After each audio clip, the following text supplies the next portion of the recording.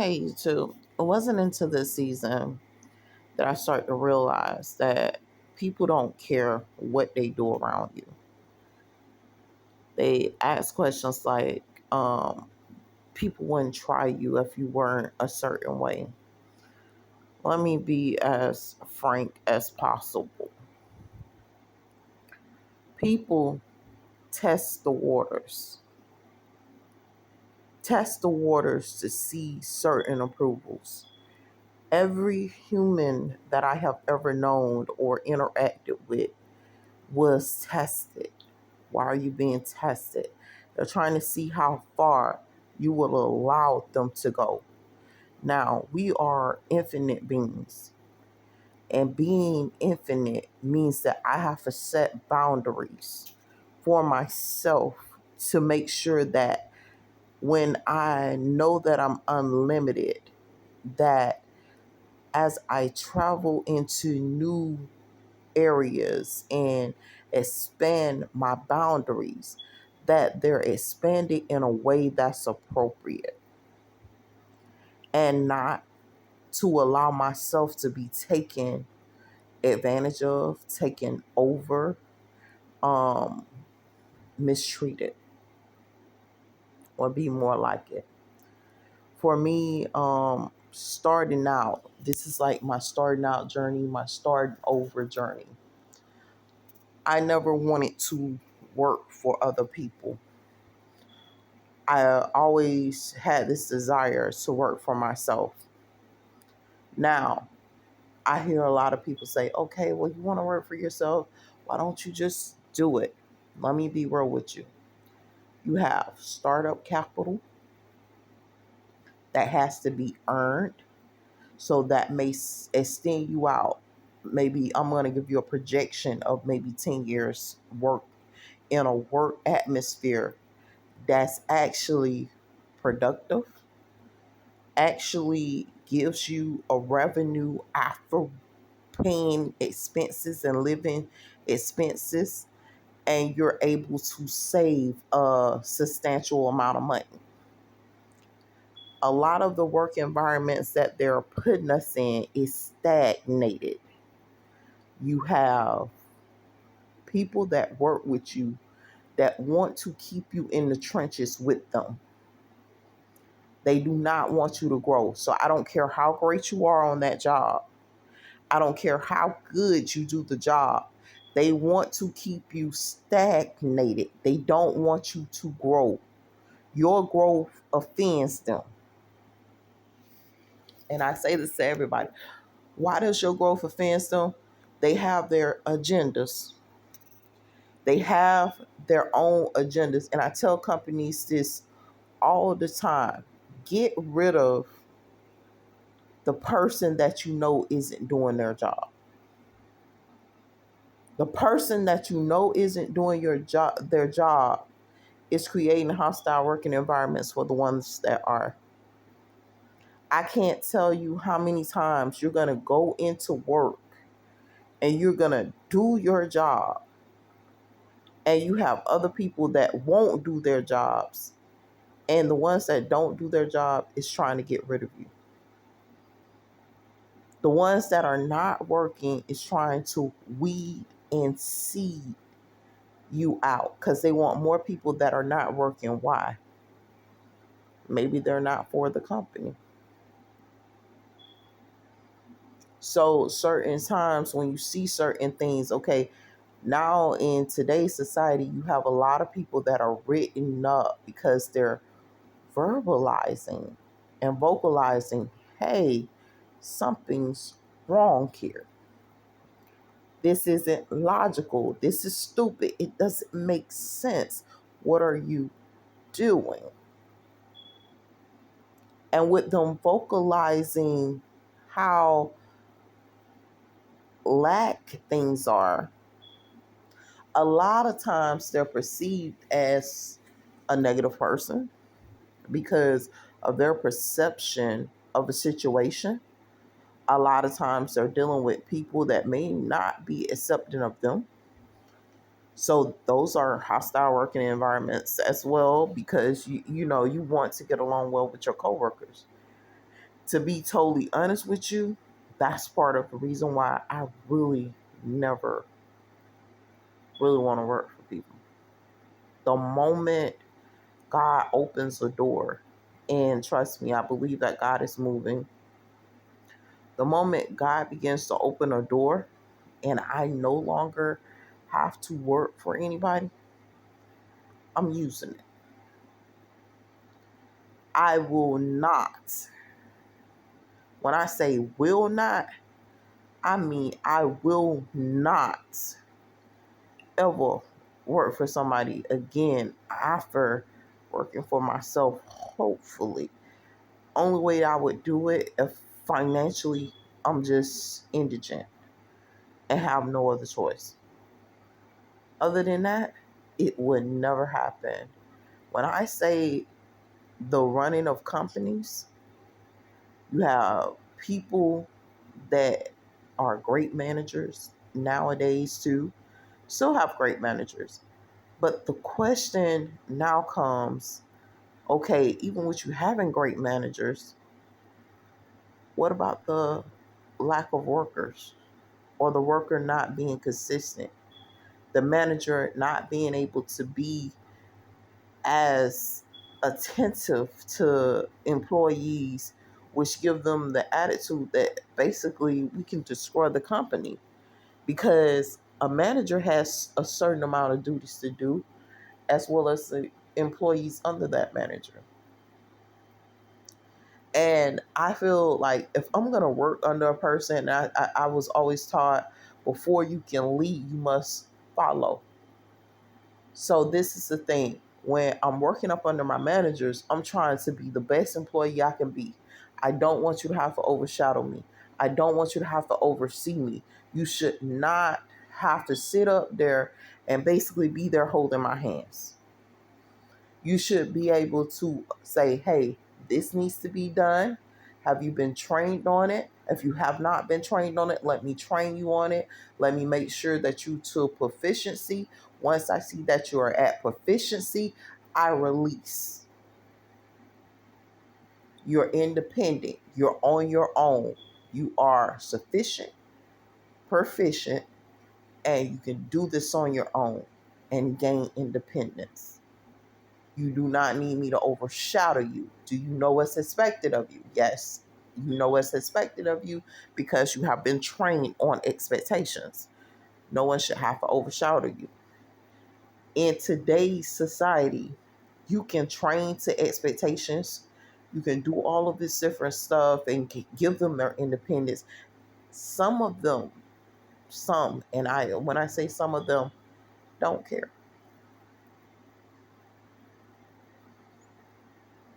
Some of them will target other associates or employees that you have hired. Some of them will create such a hostile environment and hide their hands and still be allowed to function. And the craziest thing, I noticed this dysfunction in my regular life. It wasn't until God kind of like awakened me to the dysfunction of certain people where they hide their hands. They do a lot of unorthodox, disrespectful, inappropriate behaviors, and then they hide their hands. And the moment that you confess your dislike of their unbecomings, they're angry. They're excessively angry. And these people are attentive on how they come at you. Like their intentions are cool. Their behaviors are cruel and they come with cruel intentions. They come with cruel behaviors because they have never endured cruelty. They have gotten away with being maniacal and manipulative, and they never had to pay for their behavior. And it creates a certain type of attitude that is unbecoming. So the moment you spot these people, and I'm going to be real with you, you have like these type of personalities. Like if I call you out on it, they and I can actually like show them their behavior. They'll sit there, they're scared, or either they'll lash out in cruelty. They're scared that you caught them and you know it, and they'll sit there, maybe quiet or whatever, to try to reestablish that same bond. Or they will sit there and they will hide like their hands, like just it's hard to kind of explain it, but it's like as if they're like, oh, I'm innocent still type attitude, like as if they didn't do it. Or they get extremely angry that you caught them because nobody else has caught them before. So they sit there in anger and starts to plot on how to destroy you because you caught them. Because it shows a certain amount of intelligence that they want to deprive you of. So as managers, you have to really, and I'm gonna tell you, because you'll find yourself on a sinking ship with a group of people that can help you but won't help you. We're all on the ship together. Everybody on the ship together. We're sinking. We can save ourselves if we do some certain patchwork to the boat or to the ship, and we all can arrive safely to our destination. But instead, nobody wants to work. So I never, ever, ever, ever, ever, ever, ever want to go back in environments like that once God has cleansed me up from the work environments. They are horrible. When I say horrible, horrible. And you're dealing with a lot of horrible people. You're bringing home spirits and attitudes that you would not normally want to bring home. You're a kind person. You're around a lot of cruelty and people with bad ways. You may be around a lot of good people with good ways. That rubs off too. So weakness eating is definitely a big thing.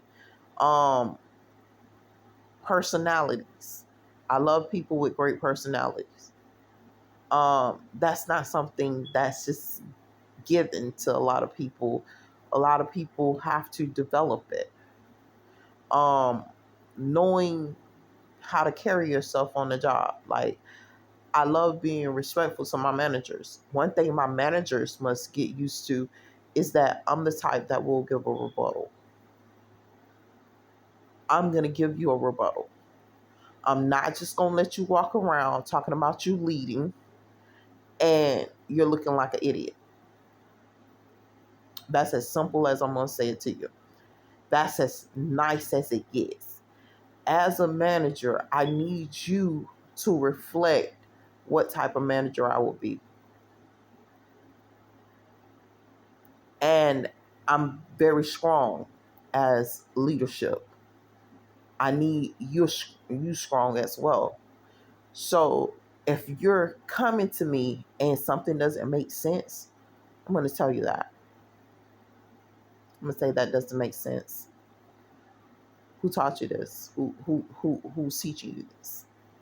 You're going to look at me and you're going to think that, okay, I'm the leadership. No, I'm not.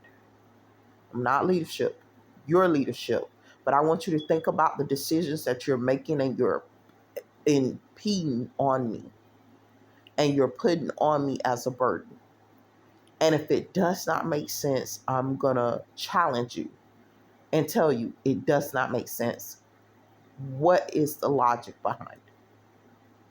And if you take that offensive or you take that as me being combative, you're not getting what I'm trying to teach you or tell you.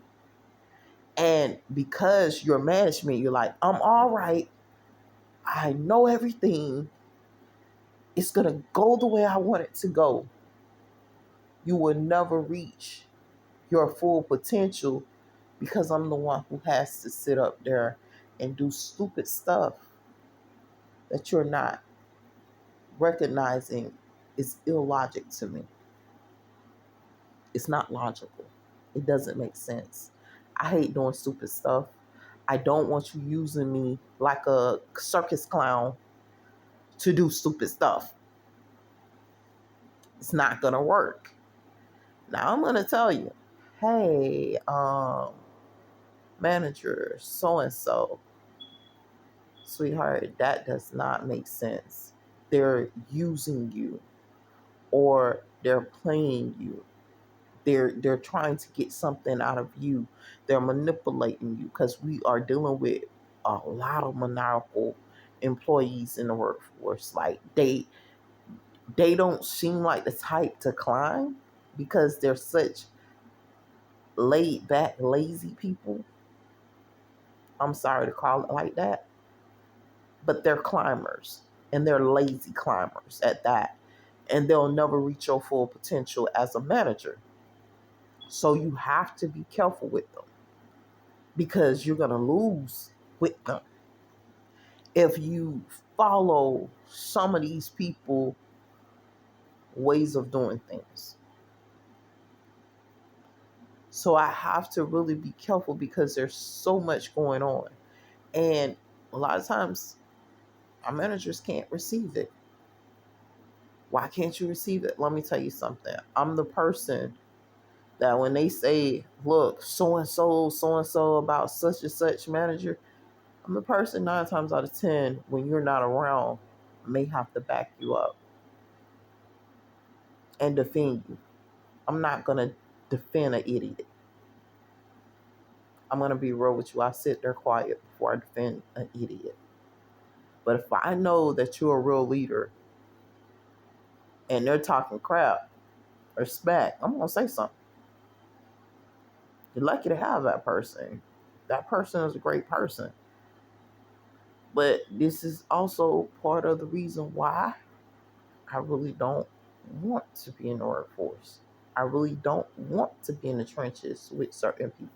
I really don't even want to work around certain people because their ways are not my ways. You don't have workers anymore. You have lazy people that don't believe in working, don't have real work ethics, don't have work discipline, that are untrained, unskilled, that when they see skilled people that are trained and skilled, they don't understand the purpose of certain things that I was taught. And I thank God for my trainers. I thank God for the people that taught me. I thank God for the people that installed their faith in me and said that, hey, this person is worth training.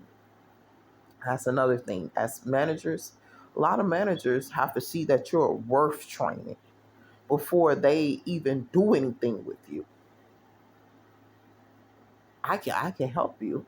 I can make you what you're supposed to be, but I'm not gonna just waste my time on somebody that's not gonna do the work. And a lot of times they won't even invest the time in you. And I can't blame them. So I thank God for the ones that invested. Like they really invested in me. Like, look, I will take the time. I'm going to teach you what to do. I'm going to train you on how to do this. I'm going to show you what I want. I'm going to show you my expectation. I'm going to show you my standards. I'm going to sit up here and I'm going to take you to the next level. That's rare. Because every manager isn't going to do it. Every person isn't going to invest that type of time in you. So I tell people this all the time. If you're in management, you have one of the hardest roles ever. If you're training people, train them to proficiency, train them to train them past proficiency. If you see something, say something. Train them past proficiency. I know for a fact, a lot of times as a cashier, I don't like my change to get low. If I see it dwindling, I automatically alert. It's very rare. It has to be the end that I would sit up there and I would scrap change together in a change straw. Other than that, it's going to get filled. I cannot be like everybody else. If it's low, I have to refill. It's certain stuff that, like, observation wise, I would say it's bad teaching, to the point where I'm just like, you know what? I can't deal with that. I can't do it. And a lot of times it's threatening to a lot of people because they don't understand the logic behind it. We have been doing it wrong for so long, to ill knowledge becomes knowledgeable. Shortcuts become knowledgeable. Um, it's considered wisdom. Oh, why do we have to do it? You're doing too much. This is a long way. It requires too much. Stop being lazy. Understand the thought process that went behind you following all the steps, not just two or three of them. And then jump into the last two or three and saying there's a completion. And it's not complete because you missed the whole center. So that's like you saying 1, 2, 3. You skip and go all the way to 6, 7, 8 and say, okay, I'm done. And the moment a person says, hey, you missed a few steps, you want to intimidate them with your illogic.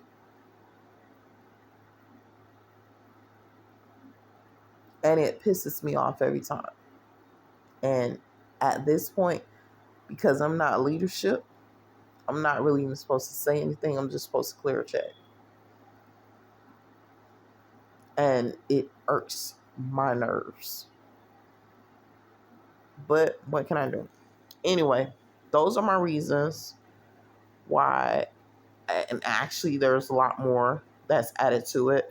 The reason why I would never, if God blessed me with money, to ever work for anybody else other than myself.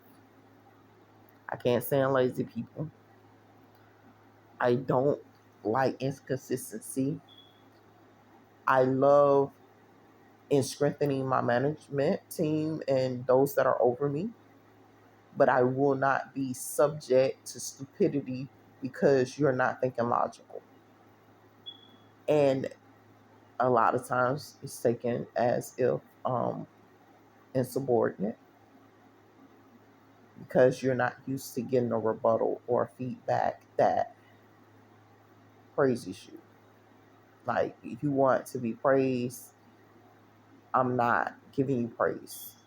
I'm probably saying, like, you're used to, like, people saying, oh yeah, you did a great job. You're used to those type of feedbacks. You're not used to, what the hell is this type feedbacks. Are you really thinking this is stupid? Are we really going to go here? Type attitude. And for you, it may be considered, oh, this person is challenging me or whatever the case may be. No, I'm not challenging you.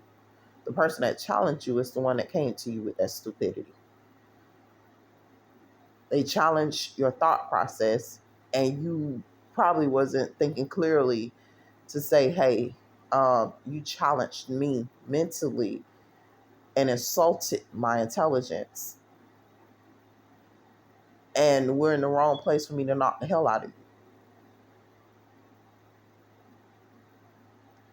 Honestly. Because when you deal with people, a lot of times people will give you ill knowledge. And when they give you ill knowledge, they want you to follow through on it. Like, that doesn't make sense. I cannot do that. That doesn't make sense to me. That's not registering. And they just want you to follow like a dummy. I tell people all the time, if you're looking for livestock, you need to find livestock. If you're looking for people, You need to find people.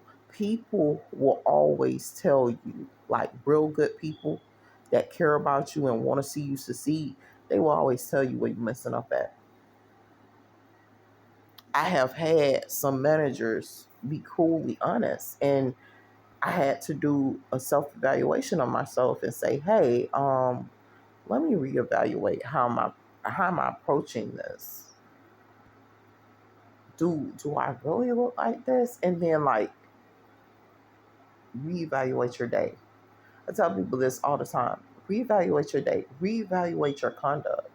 Reevaluate your attitude. I have a great attitude. I have a great personality. I'm always bubbly. I'm always friendly. But there's a part of me, and I will not lie about this part of me. There's a part of me that's like no nonsense at all. Just like, don't bring stupidity to me because I feel like it brings forth chaos. I hate chaos being a woman of God. I hate chaos.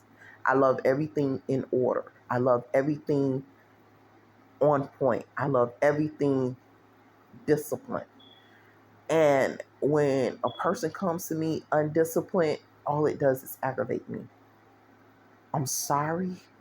I can't help it. It's a part of wisdom. I can't deal with stupidity. So when you lack order, it's just like, I don't want I don't want chaos. I don't want chaos. It bothers me, you know, type thing. But and that's part of the reason why I speak up a lot of times. And that's part of the reason why I'll urge my managers, I'll urge people that's over me, hey, someone's taking advantage. Someone's doing this.